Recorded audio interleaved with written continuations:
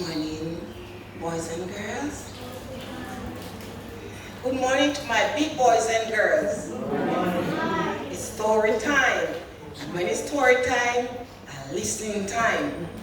And the title of the story today is Where the Fish Went. Where the Fish Went. Right?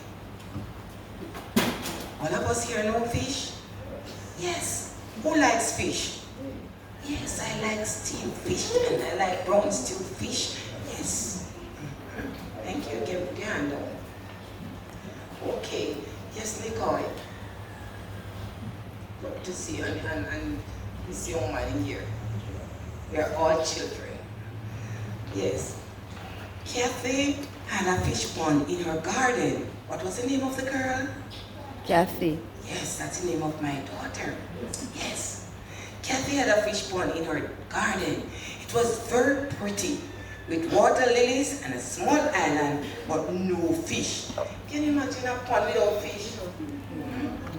No, does that make sense? Alright. One day, her dad brought home half a dozen goldfish. Kathy was very happy to get them, and she put them one by one into the pond. Eagerly she watched them swim away as they could in all directions. Weeks and months passed by. Then Kathy noticed some tiny little fish in the pond. They were dark brown in color, and she wondered how they came to be there. But that said, they were baby goldfish and would take on their bright coloring as soon as they grew bigger. Kathy fed her fish faithfully. How do you think she fed them? Once a day, every day, or only sometimes?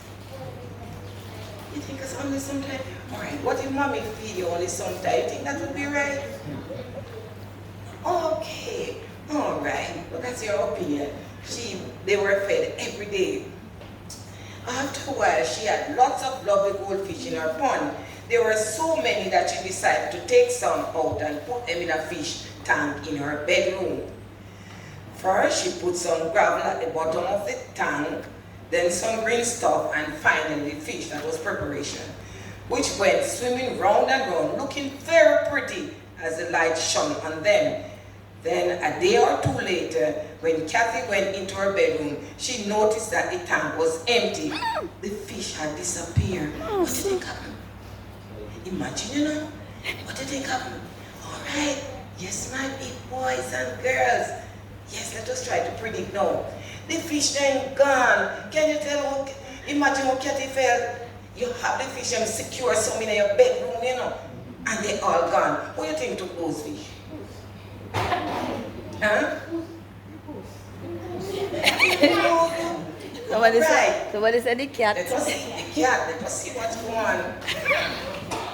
Running to her mom, she told a strange story. Mom, you wouldn't believe this. I can't find my fish. The tank is empty. Last night they were there, and nobody else was in my room. Could it have been the cat? Asked Kathy. It could be, said Mom. Cat loves to eat fish, but no cat could have eaten all that amount of fish without leaving a trace. Then what can happen to them? Asked Kathy. I don't know, said Mom. Did you ask Carol? What do you think was Carol? Baby sister. Huh? That's her baby sister. Did you ask Carol? Carol, said Kathy. I never thought about her. She's too young to take them. I think I'd ask her anyway, said Mom. Kathy ran to find her little sister. Carol, did you touch my fish? Carol didn't answer. You think Carol was guilty? So. But she blushed deeply, so much that she didn't have to say a word. You know, sometimes we do something and somebody asks you, just facial expression. Yes. Where have you put them? Asked Kathy. Where have you put my fish? She was turned on.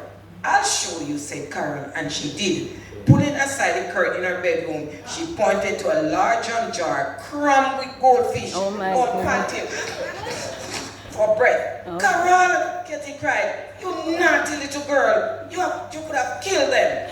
But the fish weren't dead. Kathy had found them just in time. Soon they had been back in their fish tank swimming about as happily as before. Some days later, Kathy had another shock. Master. Going into her garden one afternoon, she walked over to the pond to look at her fish. You think the fish were there? No. No, the fish had vanished. Where could they have gone? Carol couldn't give an answer. Carol, she said, have you been touching my goldfish again? There was no answer. So Kathy set out to search for Carol and her fish. She found them, but oh, what a sight met her eyes as she went into Carol's bedroom. She saw goldfish all over the place, all over the bedroom. Yes, there was fish on the floor, fish on the bed, fish under the bed, and more fish in the bucket in which Carol had carried indoors. Some were flopping around, some were gasping for breath. Those under the bed were splashing about in a shallow pool of water, almost in their last gasp. Look at Carol. Look at Carol in the bedroom. Can everybody see? I play with fish. Nice. You think she was a good girl or she was a naughty girl? Naughty girl. Would you have done that? No. Any of you here would have done it? My mind tell me so. Carol, Kathy cried. What are you doing? Just playing. I'm pretending I have a fish pond in my bedroom, said Carol. Mom, cried Kathy, desperate to gather up the live fish and putting them back in the bucket. Come and see what Carol has done again. Mom came. As you can guess, she was not very well pleased with Carol this time. Carol, she said, it was very wrong of you to touch Kathy's fish. See how many of them you've killed? Stay away from that pond. For one thing, you could have fallen in and drowned. For another, I can see you know nothing about fish. Fish cannot live it all about. And Mom went on to explain that fish needed water to stay alive. That the water should have been kept at an even temperature. That it should not be crowded in a jam jar or small container. Some will jump out and die. This was the first of a number of lessons that Mom gave Carol. Some about fish, others about cruelty to living things. Still others about the point of which silly behavior becomes downright not. Amen? Amen. Amen? Did you Amen. enjoy the story? Yes. Would you have done like Carol? My big friend, are there some things that we have done sometimes that we think is naughty or rude or unkind? Of course. So we must learn not to do those things.